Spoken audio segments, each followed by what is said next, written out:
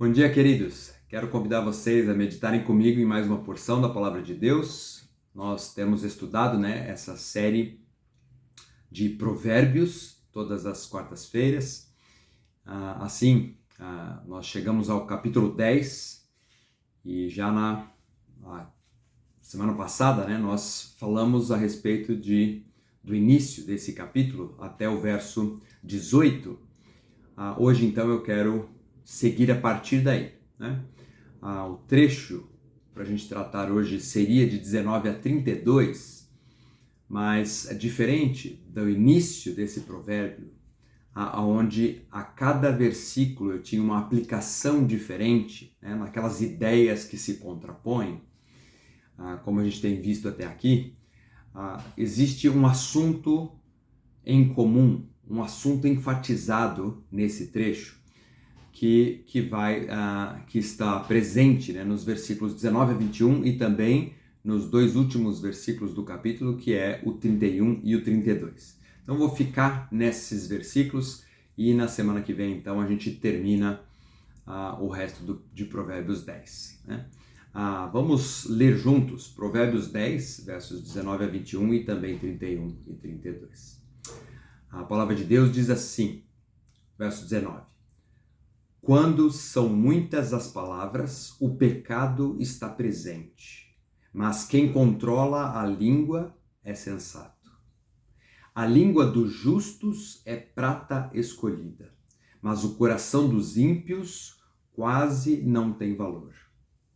As palavras dos justos dão sustento a muitos, mas os insensatos morrem por falta de juízo. A boca do justo produz sabedoria, mas a língua perversa será extirpada. E verso 32. Os lábios do justo sabem o que é próprio, mas a boca dos ímpios só conhece a perversidade. Até aqui então a palavra de Deus. Vamos orar antes da gente tirar algumas lições para nós nessa manhã.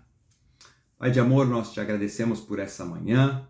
Te louvamos, Senhor, pela Tua palavra, que nos orienta, nos instrui, e pedimos, Pai, para que ela fale conosco nessa manhã e nos ajude a transformar nossas vidas à semelhança de Cristo. É a minha oração no nome de Jesus. Amém. Então vamos lá, O assunto aqui é o nosso falar. Então, no nosso dia a dia, talvez um dos maiores desafios que nós enfrentamos para manter o nosso testemunho cristão tem a ver com a forma como nós nos comunicamos, como nós nos expressamos, o jeito como nós falamos com as pessoas desde a hora que nós acordamos até a hora que nós vamos dormir, em casa, no trabalho, na igreja, em todos os lugares. Pessoas chegam a conclusões a nosso respeito e também a respeito da nossa fé a partir daquilo que sai das nossas bocas. Sendo assim, então, Salomão inclui no seu livro de sabedoria esse importante assunto, a fim de nos orientar a esse respeito. Então, vamos olhar juntos, esses 5 versículos mencionados aqui. Versículo 19 diz assim: Quando são muitas as palavras, o pecado está presente. Ou a revista e atualizada, talvez você tenha memorizado, No muito falar não falta transgressão. Mas quem controla a língua é sensato, termina o versículo. John MacArthur, quando ele comenta esse versículo aqui, ele diz que a sabedoria é reter a língua, pois falar demais aumenta as chances de pecar. No muito falar não falta transgressão. Lá em Salmo, Davi escreveu, esse foi o pai de Salomão, e ele escreveu em Salmo 39:1 o seguinte: Vigiarei a minha conduta e não pecarei em palavras, porei mordaça em minha boca enquanto os ímpios estiverem na minha presença. O que nós vemos aqui em Provérbios, nesse primeiro versículo, então, é uma preocupação com a nossa quantidade no falar. Quanto ao nosso falar de maneira descuidada, né? Quando a gente fala demais, a gente não costuma não medir muito as palavras, não pensar antes de falar. Então, o versículo, esse versículo primeiro, né? E versículo após versículo, Salomão vai nos chamar para meditarmos a respeito da maneira pela qual nós nos expressamos. Vamos continuar, né? Versículo 20, olha o que ele diz no 20. A língua dos justos é prata escolhida, mas o coração dos ímpios quase não tem valor.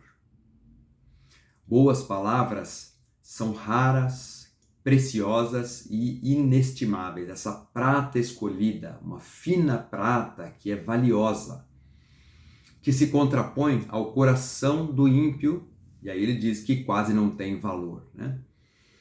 Assim, se no primeiro versículo nós tratamos da quantidade do falar, aqui Salomão enfatiza a qualidade do falar. A importância de escolhermos bem as palavras e só falarmos aquilo que é valoroso, aquilo que é de valor. Foi o filósofo Sócrates quem disse uma vez que antes de falarmos qualquer coisa, as nossas palavras deveriam passar por 3 peneiras. Talvez você já tenha ouvido essa ilustração ou essa citação de Sócrates. A primeira peneira seria a peneira da verdade. Então, aquilo que você fala passa pela peneira da verdade. Realmente, para o cristão, né, não faz sentido nenhum falar algo que não é verdadeiro, né? Porque nós sabemos quem é o pai da mentira, né? Então, a verdade é a primeira peneira que deveria passar por tudo aquilo que a gente fala, para não sair da nossa boca algo que seja a meia verdade, algo que de alguma forma seja uma distorção daquilo que é a realidade, né? A verdade é a primeira peneira. Depois, a segunda peneira, mencionada por Sócrates, é a bondade. Então, eu vou falar isso com aquela pessoa, isso vai expressar bondade para com ela. Isso vai expressar bondade, se eu estiver me referindo a outra pessoa, isso expressa bondade, estou falando bem de uma outra pessoa, aquilo que é bom. É a segunda peneira que deveria filtrar aquilo que nós falamos. Verdade, bondade e, por fim, a utilidade. Por que nós vamos falar o que vamos falar? Isso é, de alguma forma, útil para edificação? Isso, de fato, traz proveito? É algo que acrescenta? É algo, para usar aqui o versículo 20, né? É algo de valor, né? Algo valoroso. Essa é a exortação aqui de Salomão, né? No versículo 20. Seguindo no texto, temos o versículo 21 que diz: as palavras dos justos dão sustento a muitos, mas os insensatos morrem por falta de juízo. Dar sustento, né, significa, essa palavra aí no original, traz a ideia de apacentar, cuidar e alimentar. Como é que as nossas palavras trazem essa nutrição para a vida de outros, esse cuidado na vida de outros. Por outro lado, né, o versículo diz que a falta de bom senso traz a morte, né? Em outras palavras, o ensino sadio beneficia muitas pessoas, mas o tolo mata a si mesmo de inanição espiritual, porque falta para ele uma sábia instrução. Finalzinho do versículo, né, diz: mas os insensatos morrem por falta de juízo. Pense em alguém que se compromete, mas não cumpre. Alguém que combina, mas não aparece. Alguém que empenha a sua palavra sem medir as consequências daquilo que está se comprometendo. Salomão aqui traz a ideia de que essa pessoa a longo prazo acumulará prejuízo para si mesma, né? Isso sem contar aquilo que faz na vida de outras pessoas. Então, somados a esses 3 versículos, né, 19, 20 e 21, nós temos no final do provérbio, desse provérbio capítulo 10, né, esses últimos 2 versículos, 31 e 32, que continuam tratando do nosso falar. Verso 31 diz assim: a boca do justo produz sabedoria, mas a língua perversa será extirpada. A sabedoria é o conhecimento colocado em prática.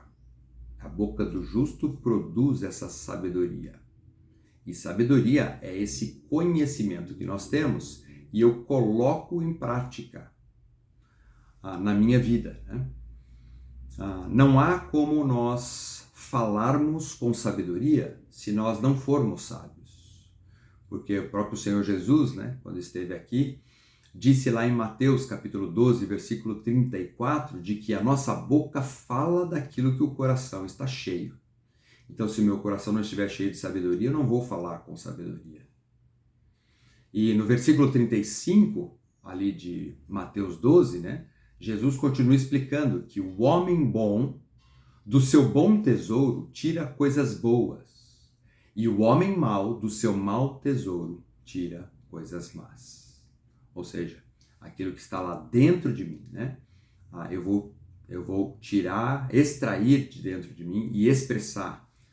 Por isso é que, se eu tiver um bom tesouro, eu me expressarei com coisas boas, né? E não coisas más. Por outro lado, a língua perversa será extirpada, diz o versículo 31. Repara que ele não diz que o que for falado vai ser extirpado. Ele fala que essa língua será extirpada, ou seja, ele repete a ideia do versículo 21, essa ideia de morte, né? De perder a vida por falta de juízo, né? Aqui o motivo não é esse. Lá no 21 era falta de juízo, aqui a morte vem por causa da maldade no meu falar. Depois, versículo 32, ele ainda diz: os lábios do justo sabem o que é próprio. Então, a revista atualizada, mais uma vez, diz: sabem o que é agradável. Então, próprio aqui, né, tem o sentido daquilo que é apropriado. Então, os lábios dos justos sabem o que é apropriado, adequado, conveniente falar. Mas a boca dos ímpios só conhece perversidade. Então, o ímpio, ao invés de dizer o que é adequado, ele só fala perversidades. Salomão, no início desse provérbio, já havia falado sobre a importância do falar no texto que nós tratamos na outra semana, não é? E aqui ele reforça essa ideia. E aplicando isso para nós, na semana passada eu citei, né, Tiago, capítulo 1, verso 26, né, que diz: se alguém se considera religioso, mas não refreia a sua língua, engana-se a si mesmo. Sua religião não tem valor algum. Hoje, o desafio, então, continua. Salomão continua enfatizando a importância daquilo que nós falamos. Então, a pergunta para nós é assim, no nosso dia a dia, como tem sido o nosso falar? Na quantidade, na qualidade? Tem sido um falar com verdade, com bondade e utilidade? As nossas palavras têm apacentado, têm cuidado e alimentado, produzindo assim sabedoria à nossa volta? Tiago, ainda ensinando sobre isso, ele fala, né, tem um trecho grande, né, mas muito claro a respeito, né, do perigo da língua. É o capítulo 3 de Tiago, versos 2 a 12. Aquele texto bem conhecido, né? que diz assim, Tiago 3, 2 a 12. Todos tropeçam de muitas maneiras. Se alguém não tropeça no falar, tal homem é perfeito, ou seja, maduro, sendo também capaz de dominar todo o seu corpo. Quando colocamos freio na boca dos cavalos, para que eles nos obedeçam, podemos controlar todo o animal. Tomem também, por exemplo, os navios. Embora sejam tão grandes e impelidos de fortes ventos, são dirigidos por um leme muito pequeno, conforme a vontade do piloto.